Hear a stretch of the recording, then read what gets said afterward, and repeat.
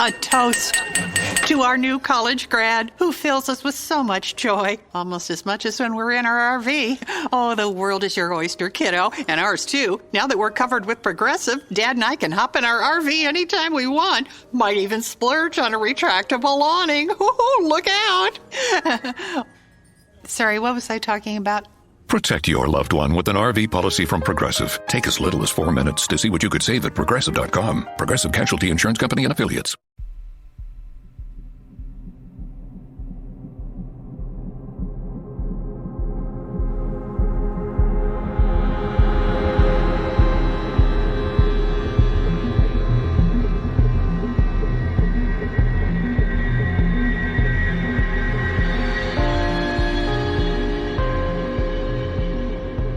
Hello and welcome to this very special bonus episode of Real Life Ghost Stories, and I am joined today by the lovely hosts of the most haunted city on earth. I am joined by Madison and Chris. Hello. Hello. How are you guys doing? We're doing great. Yeah, we're doing super well.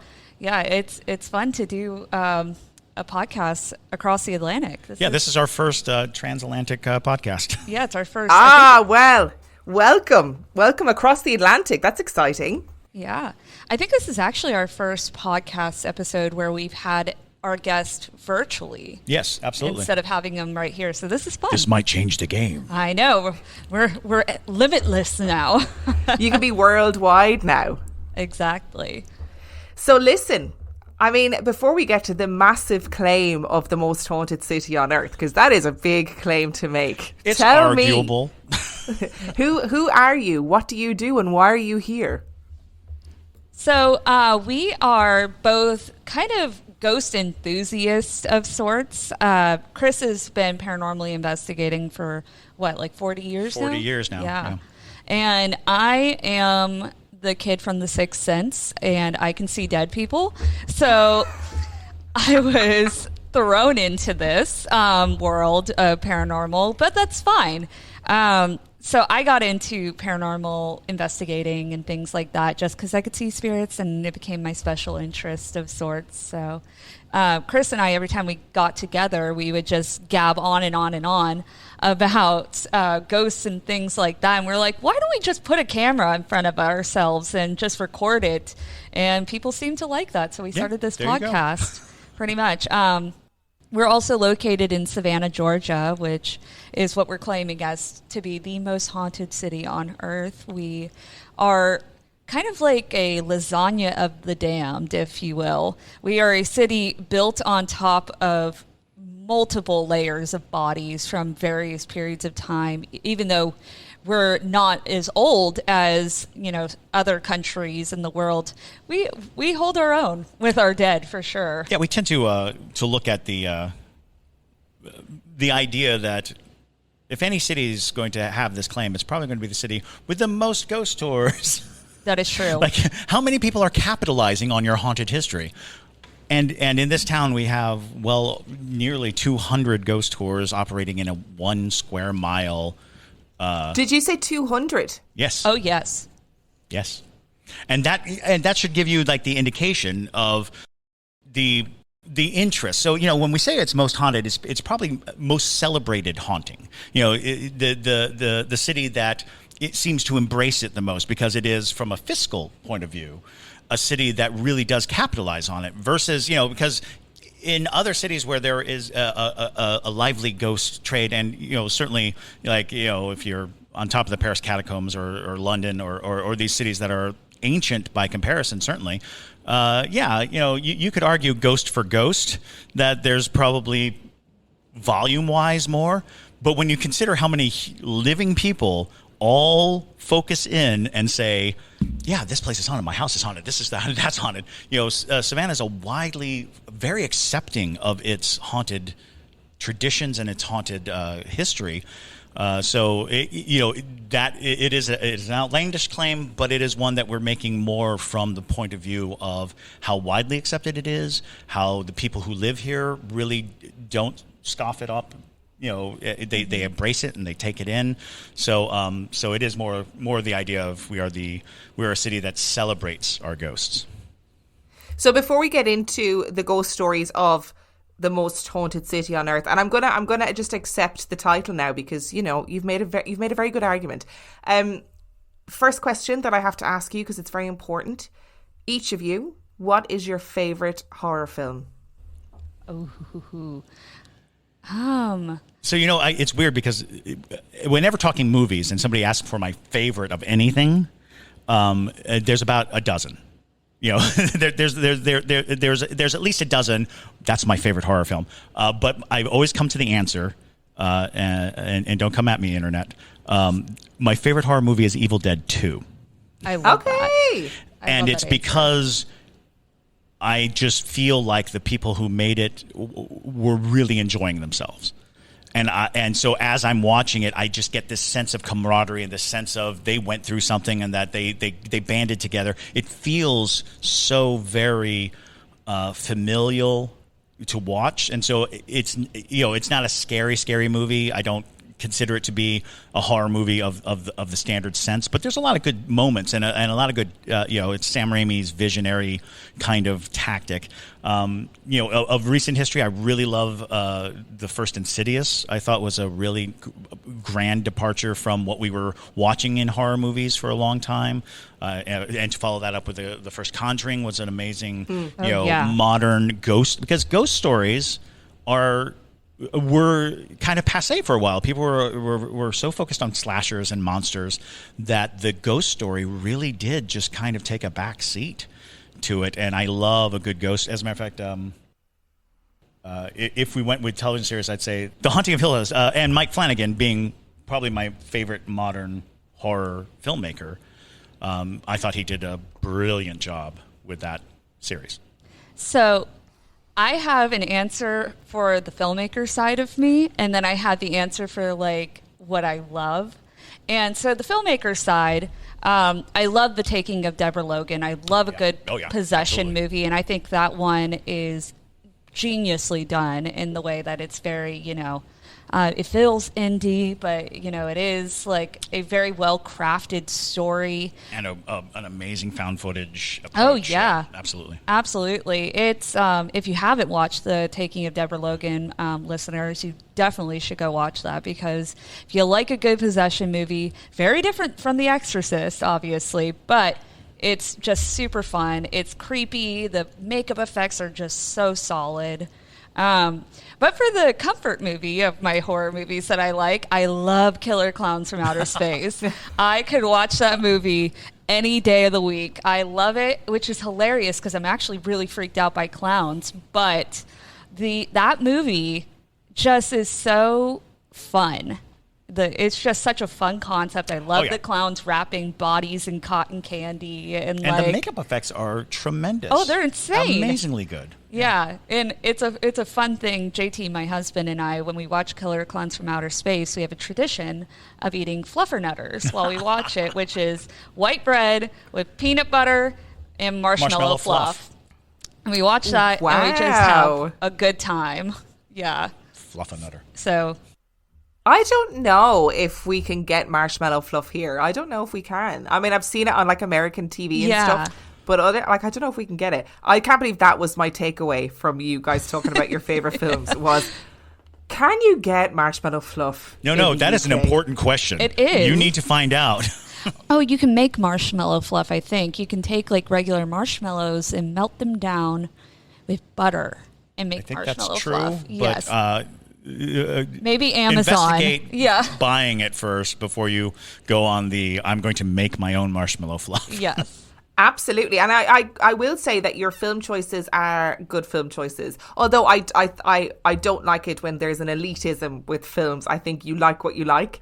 And I don't think it's ever fair to be like, that's your favorite horror film? It should be this really indie, pretentious, intellectual film. Sometimes I think the best films are the films that you watch and you go, like you said, Chris, that you watch and you go, I know you guys had a great time making this. And I think that's often, that makes a film sometimes, is that feeling of camaraderie and stuff. Definitely. Yeah. And a lot of times it's, who were you with the first time you watched it? Were you with a great group of friends? Did you, a lot of times, like if I've gone to a movie theater and the experience was great, like the audience was great. I remember I watched Warlock in the movie theater, and we all hated it as a collective audience, but it was such a great experience. People shouting at the screen, Yes. and, just talking and trying to give advice to the characters, and it was just a lot of fun. I know. So I'm sorry. It was Warlock 2, not the Oh, first Warlock. okay. It was the second Warlock. The first Warlock I actually enjoyed. Hence, we went to the Warlock 2 in the theaters, Absolutely. and then it was just terrible. So I have a question to ask, actually, while I have you guys, about movie theaters in America. Sure. So I don't know if your anecdote about Warlock 2 has confirmed my seeing of things on TikTok. But people in some American theaters, does it depend on the film? Like, people cheer and Yes, we cheer, we Oh, scream, boy. we'll yell at the screen, and if you get the right audience for Yes. the right movie, because there are grades of movie. So if you go to a what you know is going to be a low budget horror movie, you can expect someone in the audience to be mouthing off. If you go to like a big blockbuster, they will cheer when something amazing happens, but otherwise they're generally respectful for fear of being beaten alive, Literally. for speaking out loud in a Or in a you go large to movie. these small little cinema houses. There's one that's like an hour away from us, and it's an awesome little movie theater called the Sunray. Yeah. But JT and I went there one time to see the house that Jack built, and the tension was palpable in that room. It was a bunch of movie buffs that were like, I'm going to sit here and analyze this movie for hours. And I'm You like, don't go to an independent film house and make a lot of noise. yeah, you sit there and you drink your beer and eat your popcorn and you like it. But my mind is blown. Like, I have to go to America and experience an American cinema, and I kind of want to go and see like a big like Marvel movie or something in Yeah. an American cinema so I can get the full experience. A Marvel movie is full of hooping and hollering and screaming. Yeah. There's a lot of uncontrollable emotions for these movies. Yeah. Wow, that is just incredible. But sorry, I totally sidetracked that there Oh completely. no! That's okay. That's an excellent question. So let's go back to the most haunted city on earth. So what are your guys' favorite stories about your city? What does it mean to you? well, I am a huge history nerd. I have always been a big history nerd, and Savannah has seen a lot of tragedy in its existence. It has seen battles. We had the Siege of Savannah, which was like the bloodiest hour of the American Revolutionary War. We had like 1,200 French, American, and Haitian soldiers that died in that span of an hour. So, like, if that gives you any idea, that was in the confines of downtown Savannah. And then on top of it, we've had outbreaks of yellow fever every 25 years in our history. We have had ravenous fire because for some odd reason, fire burns differently in Savannah. And it happens so frequently.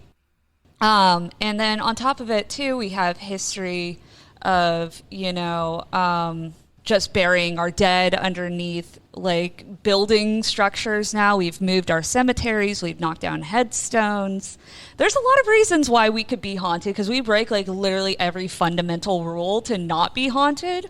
So it makes sense. As for like my favorite particular story, I love the just the history of yellow fever. Because my favorite year being 1820, because we had 666 people die in the span of 3 days, which is insanity. And 666 is not like just like a ghost story number. Like that was the actual number, which is kind of interesting. Always going to be a little Yeah. chilling. And basically, that was just a traumatic way to go because you pretty much deteriorated rapidly. You kind of were gone within a week when you had yellow fever because once your flu-like symptoms had set in, they really couldn't do much for you. And so you would have jaundice of your eyes, your skin, your nails. You would bleed out of every orifice of your body. You would vomit blood that looked like black tar. And if you actually were wealthy enough or alive to have a doctor come to see you, more than likely you were going to have bloodletting, leeches, or turpentine be your treatment. So it was not fun. And then we, on top of it, took all those dead people and buried them in a big mass grave. And we still see a lot of spirits from yellow fever. I actually caught a spirit of what we think is a little boy who was a child during one of the outbreaks of yellow fever in the Davenport house, which is my favorite house in Savannah. And he literally, I was walking through the house at night because I used to work inside that house for a period of time. And I was walking through it by myself, showing JT on the phone on FaceTime. And we see this little boy cross from the hallway to the center of the room, put the bucket down that he was holding, and just stare at us. And it was just like an overwhelming sense of just like, you walked in on something you were not supposed to be a part of. And mind you, I was wearing a period accurate Victorian gown.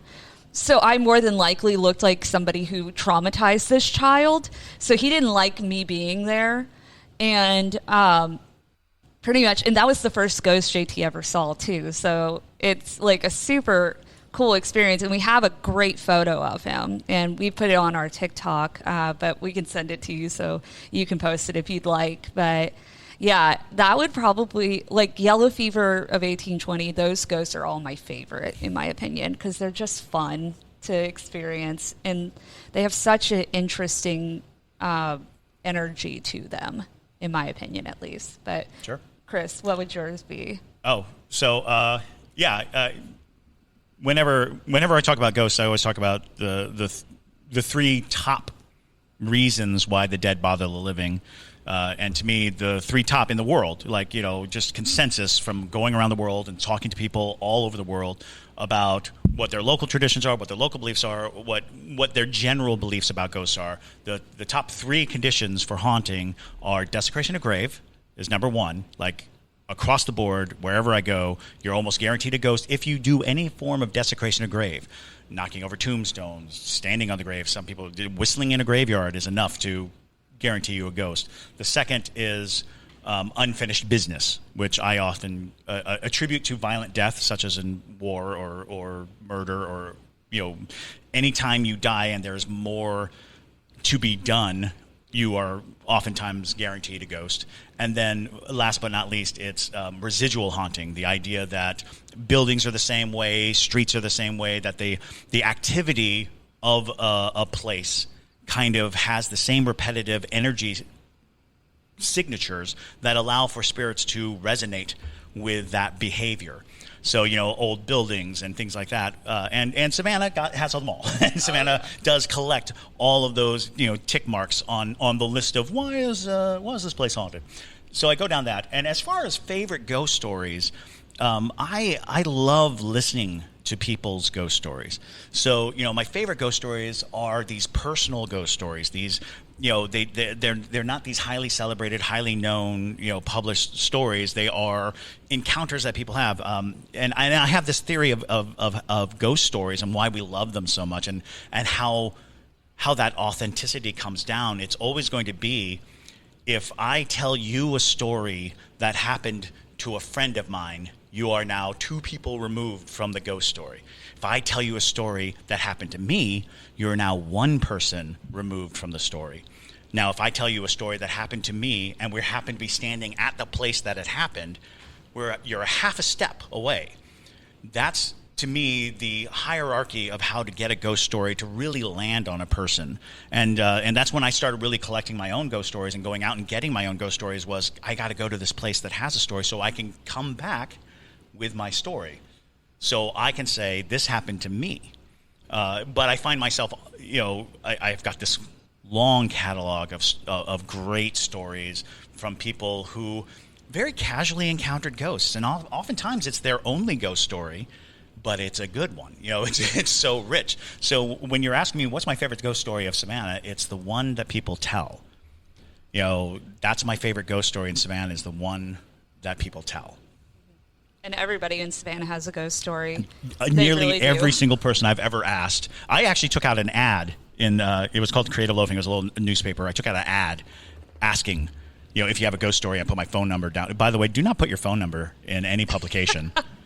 because I got lots of calls and they weren't ghost stories, but they were all scary. But I interviewed, thousands of people over the course of like 4 or 5 years.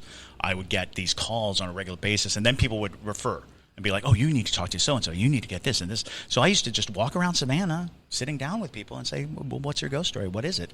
And they would tell these wonderful and sometimes just jaw-dropping stories.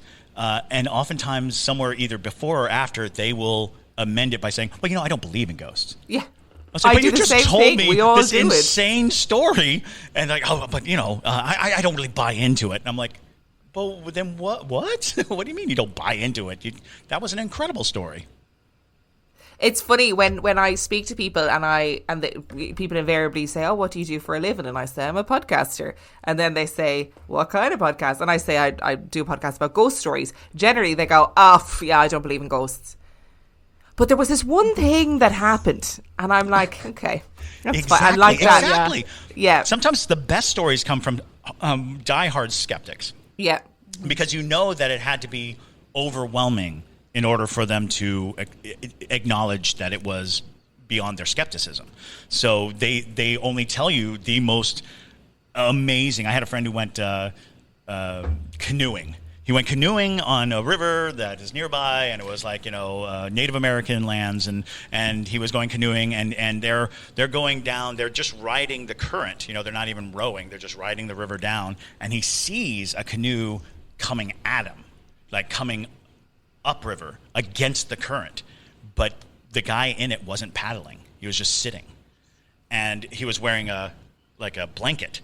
And so he was completely covered in a blanket coming by, and it was this old woven blanket, and he's moving by, and my friend is like, does it have a motor? What's going on? And so as they're side by side, the blanket turns to look at him, and there's nothing inside the blanket. Ugh. And then my friend says, but I don't believe in ghosts. Okay. And I was like, what do you think that was? And he was like, well, that was, some elaborate prank. I was like, what are you talking about? Why? Who benefits from that? This is the thing, because sometimes I love a good hoax and I love a good prank, right? But the thing about hoaxes is they come with a lot of infamy. Like, loads of people get involved, loads of people get sucked in by it.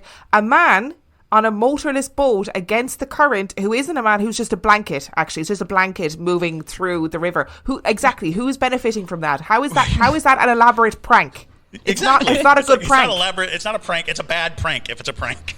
It's also probably a really expensive prank to get something to float like that, like it's over a body. Just for two half-drunk guys going down the river. It's like, we got him. We got him. We got the That's drunkards. incredible. That's such a bizarre little story. And the way he told it, it gave me goosebumps. Yeah. Like, because he was very much reliving the moment, and when he said he turned and it was just empty, it was like the blank was just hanging on this invisible form. I was like, oh, it's like, oh.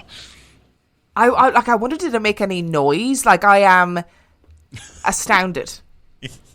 Because I did. You follow up with a lot of questions, and if I'm not mistaken, he was like, oh, we were screaming. So if it made a noise, we don't know. Because we were screaming too loudly at this elaborate prank. Yeah, at this elaborate prank. That is outrageous. And you've kind of, over the years, you've collected tons and tons of stories from people from all around Savannah. And, like, aside from canoe ghost blanket, I don't even know what to call it, do you have like another story that really stands out to you? One of those stories that really, it plays on your mind before you go to sleep. Today's episode is brought to you by HelloFresh.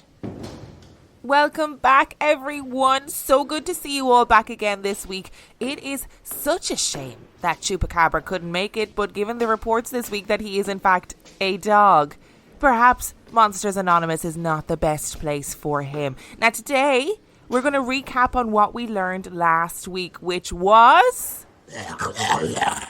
That's right! HelloFresh, America's #1 meal kit. You guys were really paying attention.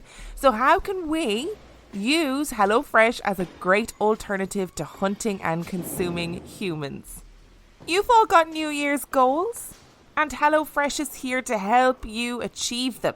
skip the grocery store, and skip that eternal rat race of hunting humans and take control of your time and budget with delicious recipes delivered right to your cave without all of the worry of being caught on camera and put in a paranormal YouTube compilation. Okay, Mothman. I appreciate your contribution, but remember last week we talked about using our indoor voices or indoor echolocation. You are very loud in this small space. Also, please keep the death prophecies to the end of the session as it upsets the other entities. Thank you. Let's continue. With HelloFresh, eating well in the new year can be stress-free and delicious. With over 35 weekly recipes, they have the options that you're looking for to help you achieve those goals. Choose calorie smart and carb smart recipes, or even customize select meals by swapping proteins or sides, upgrading your proteins, or adding protein that isn't human to a veggie dish. Also, I'd like to think I wasn't this patronising as a teacher, but I probably was. And I can tell you that I have received a whopping 89 HelloFresh boxes thus far, and I love it. Helps me to eat better, save money, limit my food waste, etc. Okay, Bigfoot. I love that you are trying really hard, but I'm going to go ahead and ask you to remove my leg from your mouth, okay? Some people are into it, not me. Why don't you use that energy to go to hellofresh.com/reallifeghoststories22 and use code reallifeghoststories22 for 22 free meals plus free shipping. Now everybody say it with me. That's hellofresh.com/reallifeghoststories and use code reallifeghoststories22 for 22 free meals plus free shipping. And now a special motorcycle weather report from Progressive. And today, expect mostly sunny conditions with a high on life that can only come from cruising down the road on two wheels. Kids will wave, dogs will bark, and cyclists in padded shorts will instantly regret their chosen mode of transportation. Whereas you, on the other hand, will look super duper cool. Back to you in the studio. This has been a special motorcycle weather report from Progressive, where every day's a beautiful day to ride with coverage from America's #1 motorcycle insurer. Get a quote today and see what you could save. Progressive Casualty Insurance Company and Affiliates. At night. Oh, Lord.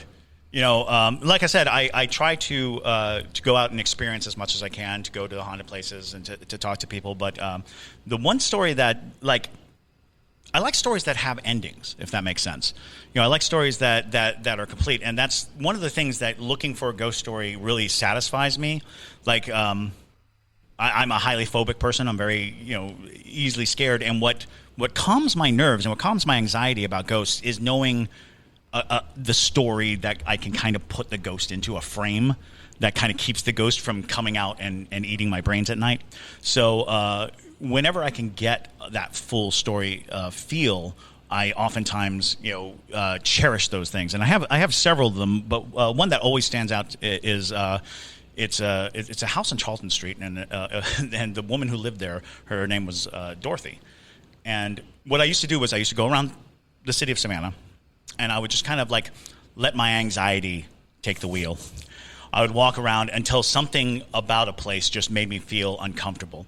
And there was this house on Charlton Street. It was actually a duplex, two houses that were two townhouses that were identical. And the one on the right, red brick. The one on the left, white brick. Somebody had painted over the brick with white, and that by itself stood out. It was kind of an eerie thing to do. Why would you paint brick white? I know what brick looks like. You're not fooling me. So it was very much like a giant clown laughing at me in the middle of the night.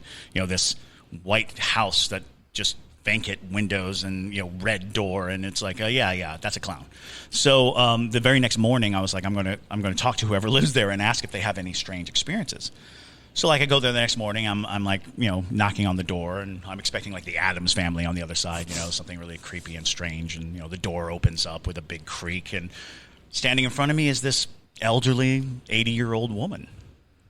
And she's just sitting there, and I was like, hi. I was wondering, do you have any ghostly experiences, any paranormal activity, any supernatural happenings here at this house? And she smiles this thin, wide smile, and she puts her hand on mine, and she drags me into her house. And she's like, get in here. And I go into her house, and she drags me into the living room, and she's super strong for an 80-year-old. And she gets me in there, and she throws me down on the couch. And I'm sitting on the couch, and I'm thinking to myself, oh, please don't be a ghost, because I don't think I can take this. And she's like, I just don't know where to start. I just don't know where to start. And I was like, so this house is haunted? She said, well, yes. I was like, start with the most recent thing. What is the most recent thing that happened? And she's going, well, let's see. That'd be this morning. Now, it's 9 o'clock in the morning, and I'm like, oh, okay. What happened? And she's like, well, I woke up, and I'm writing this down in a little notebook. I'm like, okay. And I got dressed, and I came downstairs into the kitchen, and the ghost had made me a cup of tea. And I was like, what? So the ghost made me a cup of tea. And so I'm like writing, dementia. She probably made a cup of tea, forgot about it, turned around. Oh. So I get up, and I'm like, well, thank you very much. That's a wonderful story. And I start to leave, and she calls after me. She says, oh, and the ghost likes to rearrange the furniture. So I turned and I looked at her, and I was like, what? And she ghost likes to rearrange the furniture. So I looked down, and sure enough, there are deep gouges in the hardwood floor where the furniture has been moving. And I just couldn't imagine this woman was pushing her furniture around her living room. And I'm looking at it, and I'm thinking about it, and I'm like, is there anything else? Oh, he likes to rearrange the pictures on the wall in the dining room. So I walk into the dining room, and I'm looking around, and it's just kind of weirdly, normal dining room, and I'm standing there, and that's when I noticed that it's getting incredibly cold. Like, I'm standing in the dining room, and it is dropping rapidly in, temperature. And, this is an elderly woman. This is Savannah, Georgia. It doesn't seem likely that it could just get cold like that automatically. And as I'm standing there, there's a piano in the corner, and I just hear, bong, the sound of a key going down. And then again, bong, and I turn and I look, and I'm looking at the piano. I can see the key being depressed. And I'm like, is it a player piano? Is it anything like that? I turn and I look at her, and she's just smiling, the broadest smile, and she says, oh, he doesn't know how to play any music. He just likes to play with the keys. So I pull my little pad out, cross out dementia, sit down, and I ask her, tell me your story. And she says, oh, well, I moved here right after my husband died. And so I was like, oh, do you think it's your husband who's haunting the place? And she's like, oh, no, he couldn't make a good cup of tea to save his life. All right. Tell me your story. And she says, well, it all started with a cabinet in the kitchen. It just pop open every now and then, just pop open. And it had a little latch in it, so, you click it shut, but it'll pop open. And I'd see that it'll pop open, and I just started saying, hello there, every time it pop open. Hi, how you doing? And then it got over to the light switch, turn the light switch on and off. And I'd say, oh, you made it to the light switch. Well, good for you. Make it over to the light switch. And pretty soon he's moving pictures and furniture. Finally, he's making me tea. So I'm writing all this down. I'm like, that's amazing. And you don't know any idea. Tell me, what does he look like? And she's like, oh, I don't know. I've never seen him. I was like, oh, okay. Well, have you heard his voice? Does he have an accent? Did he say anything strange? She's like, oh, no, I've never heard him. I'm like, so you haven't seen him and you haven't heard him. Why are you so certain that it's a he? And she makes this really sheepish smile. And in my mind, I'm like, oh, no. And she says, he likes to watch me in the tub. And I'm like, Oh, God, no. and I'm just shocked. And then she says, oh, I wear a bathing suit every time I take a bath now. And I'm like, yeah, but not up here. Not in my brain. I've got octogenarian bath time going on in my head.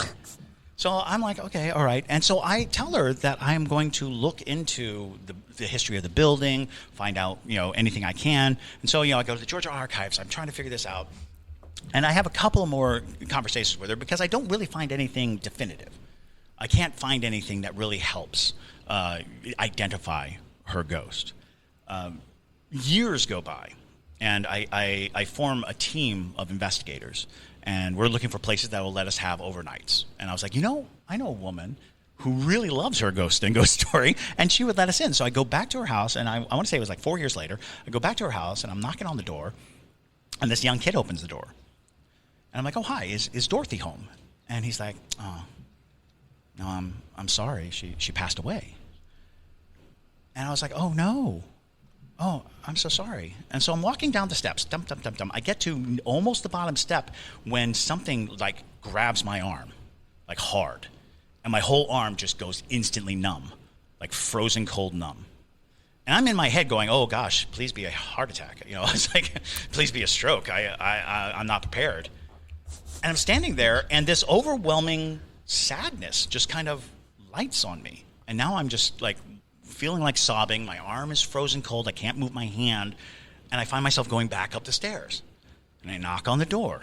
The kid answers the door again. And I'm like, hi, I know this is a weird question, but how did Dorothy die? And he shakes his head and he goes, it was suicide. And I was like, what? And he's like, yeah. I was like, she did not seem like the type. What happened? What was there any signs? Was she depressed? And they're like, no, it took us all by surprise. We couldn't believe it. And I was like, oh my God, this is terrible. She just didn't seem like the type. He's like, I know. I saw her just days before, and everything was fine. And I was like, well, did she leave a note? And he's like, no, there was no note. I was like, well, if there was no note, no signs, why are they so certain it was suicide? And he's like, well, the police determined it a suicide because of the way they found her. I was like, how did they find her? And he said, she was drowned in the tub. And I was like, wait, that could have been an accident. She could have slipped or something. He's like, yeah, but she was wearing a bathing suit. And the police believed that she was wearing the bathing suit specifically so that when her body was discovered, she would, be modest. It turns out that a lot of suicides will dress for the occasion. They don't want to be seen, or found, naked or anything. And so I was just like, huh. And I realized I had to tell this kid that she was in a bathing suit because she believed she had a peeping Tom ghost, and that it wasn't a suicide. It could be any number of things, but I don't think she killed herself, which I think gave the family relief because my arm warmed right up. I could feel, again, I felt the elation come over me, and I was like, I think that's what I was supposed to do. I was supposed to tell her family that she didn't die in sorrow or in desperation or alone. And then that house remained empty for 20 years.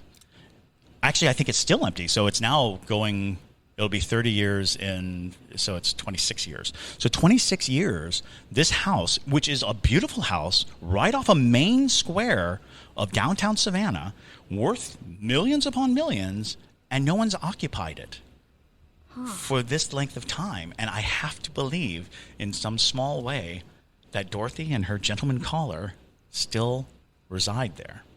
That's so cute and so weird in so many ways. I was going to make an elaborate prank joke. Sure. But then the story took a turn, and I was like, I can't make that joke anymore. Well, no, it's one of those things because, again, when I'm collecting stories, I look for the natural beats that make sense to share and, to condense it into that form that is very digestible. All these events happened.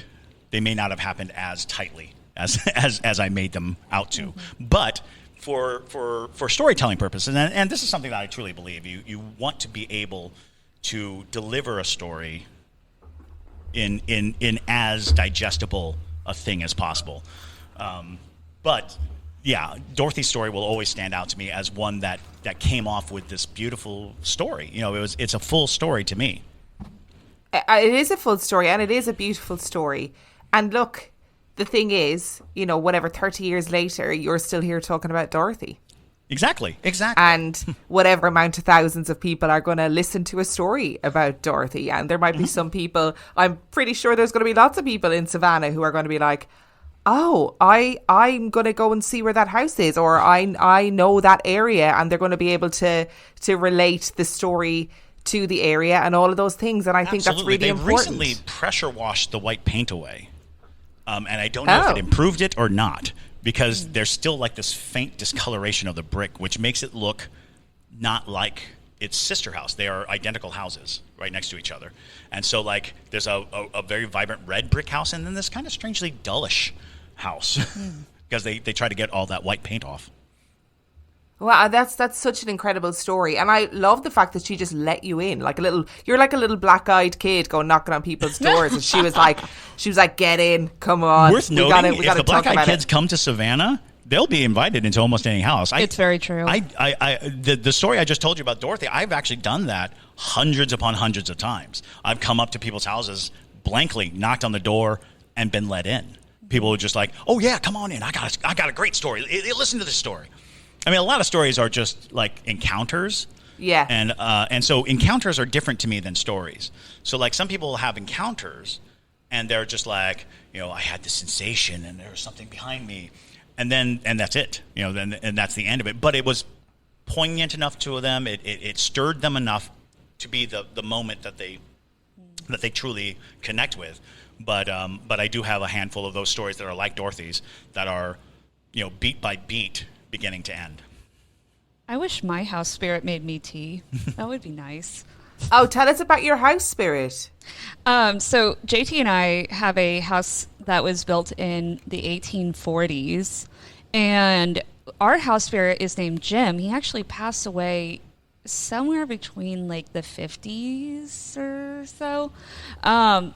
But Jim is an elderly man as a spirit, and JT and I, when we first moved in, and we've talked about this on our podcast a couple times, but when JT and I first moved in, JT likes to have everything locked up. Like, he is very much so a guy who wants to have the deadbolt on. He's got to have the latch. He's got to have every door locked in the house, because Savannah does have a bit of a crime problem.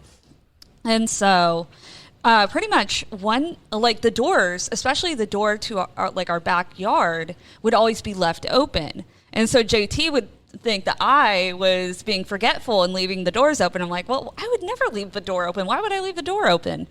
And we started realizing that it was a spirit of some sort.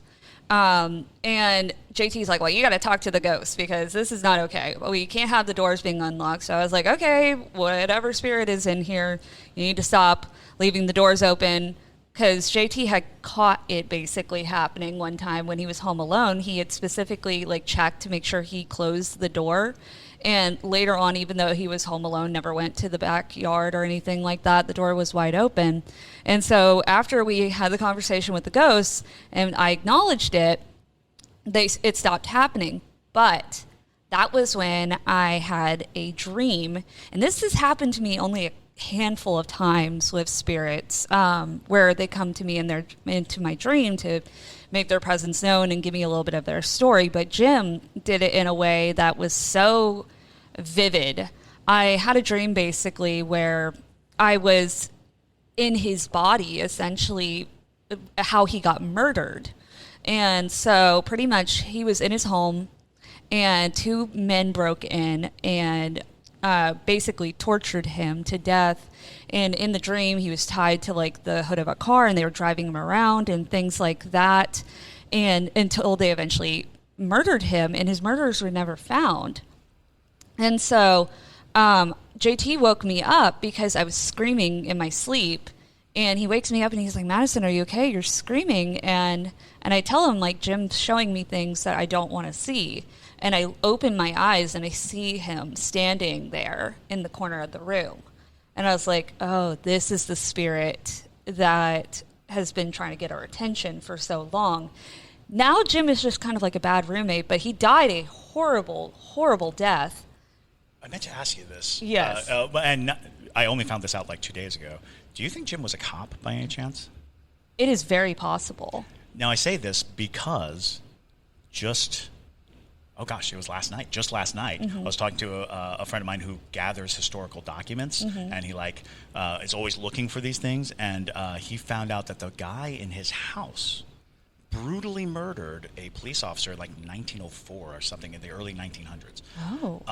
But the account sounded very similar. I was like, I swear I recently heard about somebody being abducted out of their house and just beaten down and driven around and dragged around and things like that.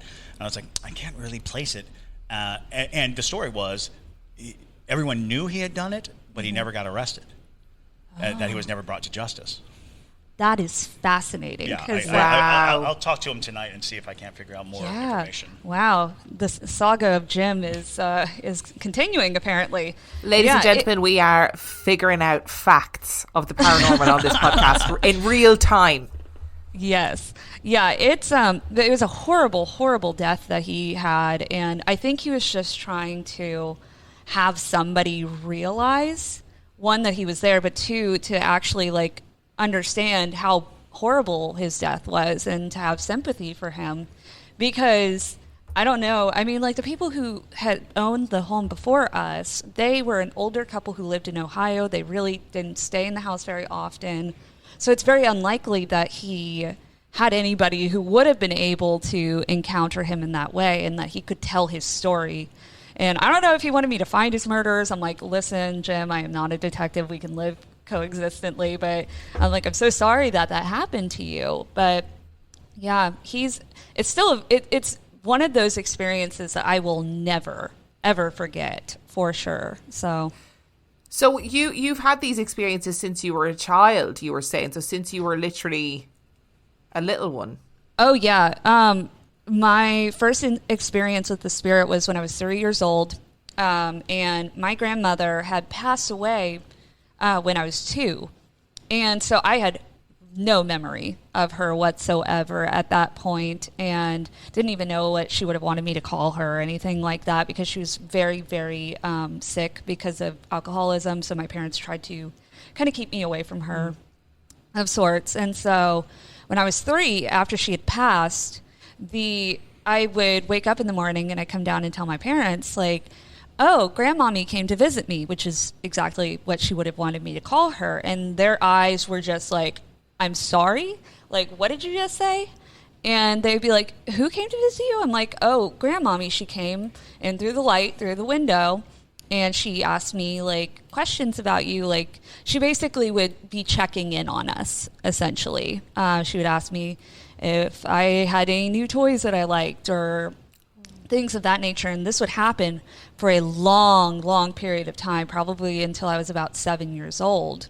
And I could describe her exactly how she looked. Like, I could give details that I shouldn't have been able to comprehend, especially as a small child. And so basically my parents were like, oh, our kid can see things that we can't. Like, that's crazy. And then we moved to Florida, and that was when we moved onto a land that had Native American heritage to it. So we built our house, and I would account having these experiences because I had like a Native American family of sorts that lived in my room, and they were very protective over me, probably because I was a child. So they were like, oh, gotta, protect the young one. And I would tell them all about, these experiences that I would have where they would wake me up in the middle of the night talking to me, or I'd see them in my room.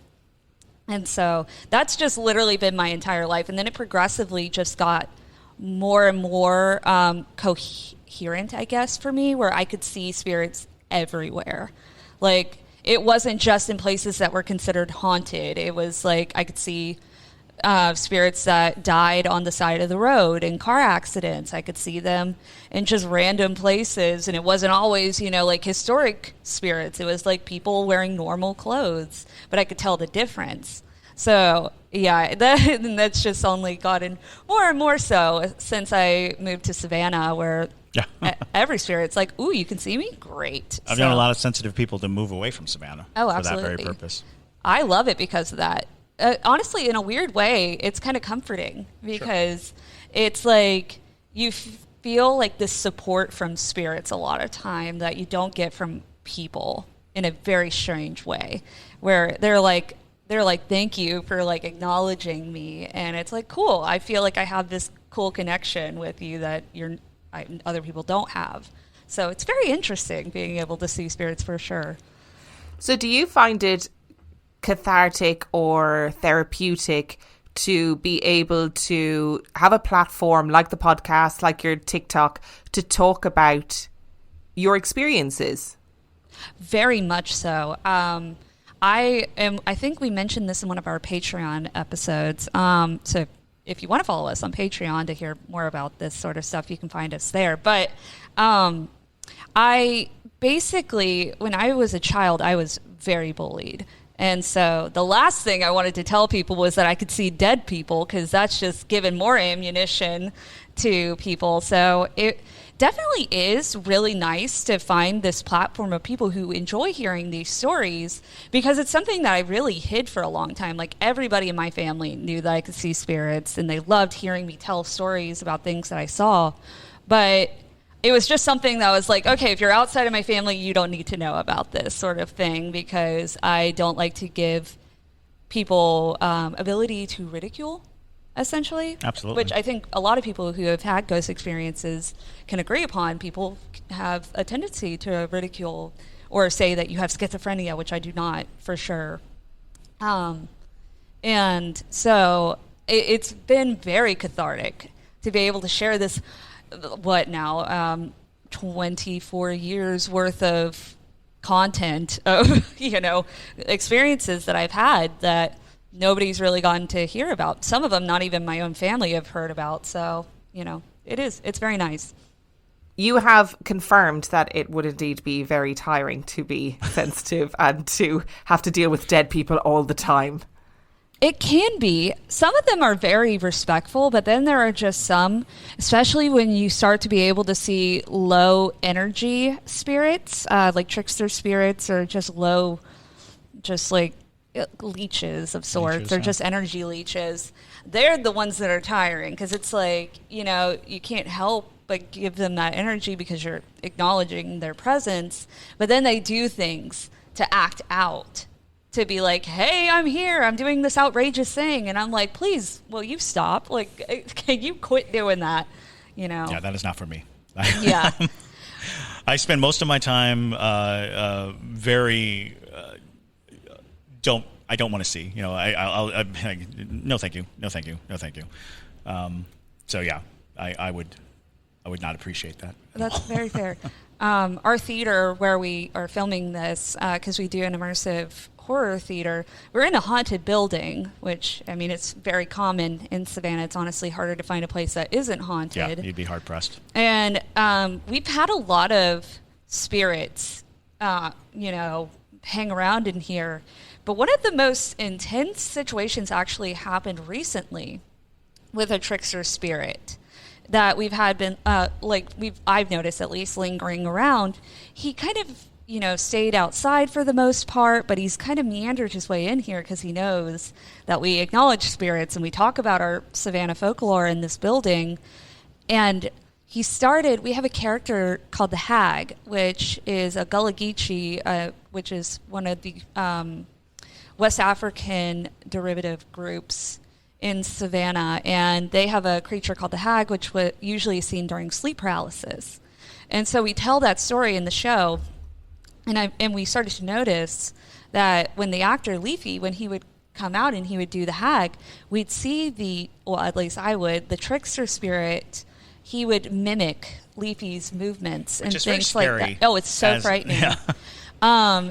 And one night, about a month or so ago, Leafy came to me after the show almost in tears, and he's like, Madison, I just had the worst experience ever while I was out doing the Hag.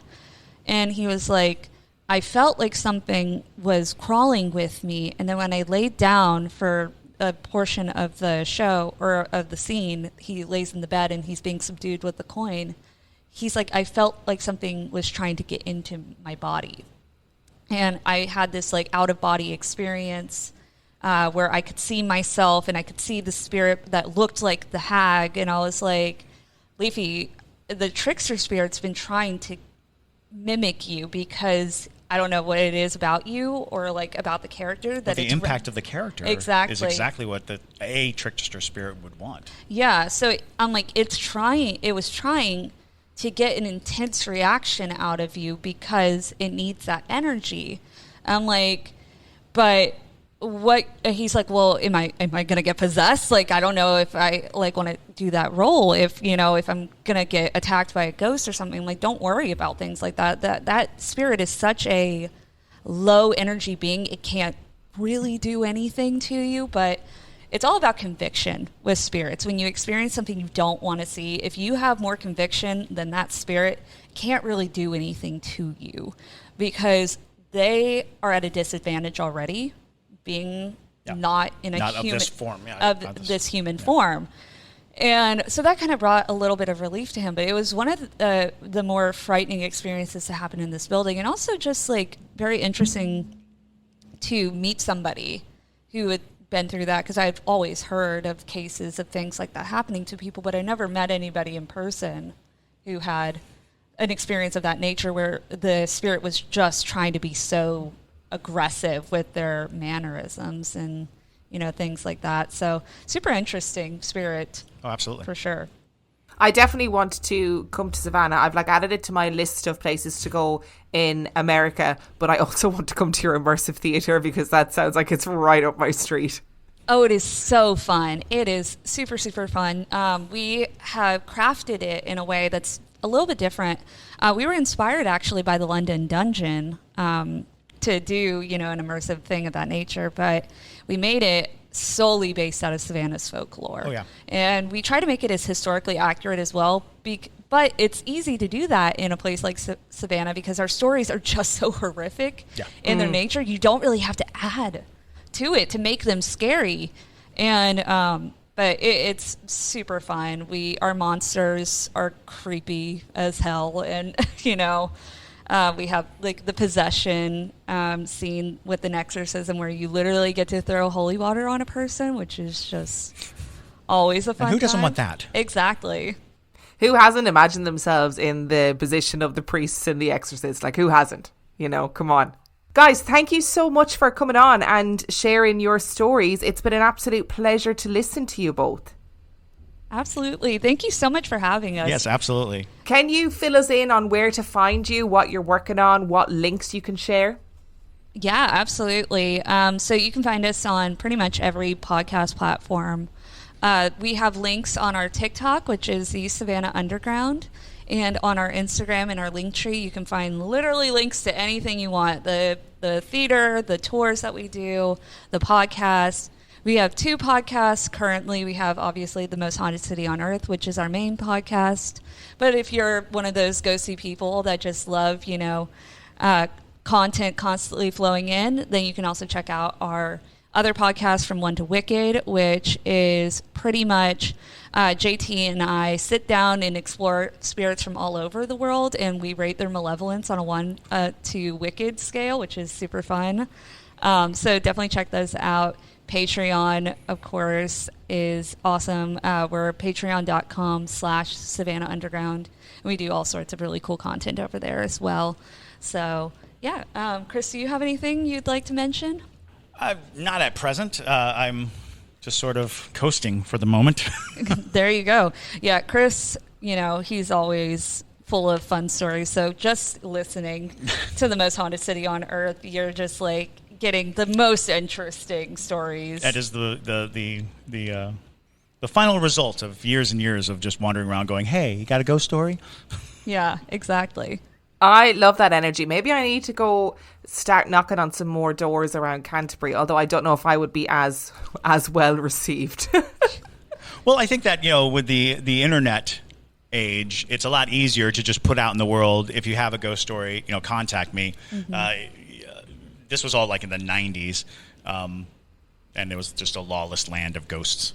What a wonderful time the 90s were. On that note, Thank you so much for coming on. I appreciate it so much. Thank you so much to the listeners, as always, for listening. Please make sure that you go and check out The Most Haunted City on Earth. All the links will be in the description of this episode. And on that note, I shall see you next time. And now, a special motorcycle weather report from Progressive. Well, today you can expect lots of cloud cover with 0% chance of raining on your parade because you'll be riding your motorcycle. Vroom, vroom. That rumbling low-pressure system beneath you should give way to a relaxing commute and the sudden urge to take the scenic route everywhere you go because, dagnabbit, you're having fun out there. That's your forecast. Back to you. This has been a special motorcycle weather report from Progressive, where every day's a beautiful day to ride with coverage from America's #1 motorcycle insurer. Get a quote today and see what you could save. Progressive Casualty Insurance Company and Affiliates.